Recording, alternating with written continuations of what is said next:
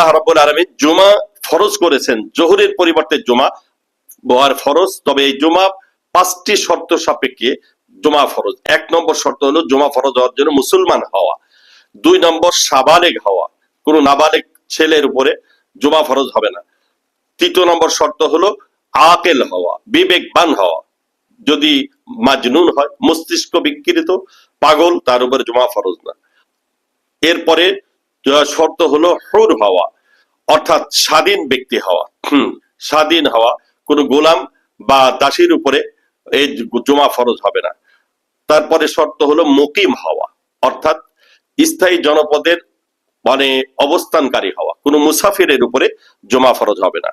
1 নম্বর মুসলমান হওয়া, 2 নম্বর সাবালেগ হওয়া, 3 নম্বর বিবেকবান হওয়া, 4 নম্বর স্বাধীন হওয়া এবং 5 নম্বর হলো মুকিম হওয়া, স্থায়ী জনপদের অধিবাসী, অর্থাৎ মানে অবস্থানকারী হওয়া। কোন মুসাফির যদি হয় তার উপরে জুমা ফরজ হবে না। নতুন নতুন ভিডিও পেতে আমাদের চ্যানেলটিকে সাবস্ক্রাইব করুন। ভালো লাগলে লাইক, কমেন্ট, শেয়ার করুন।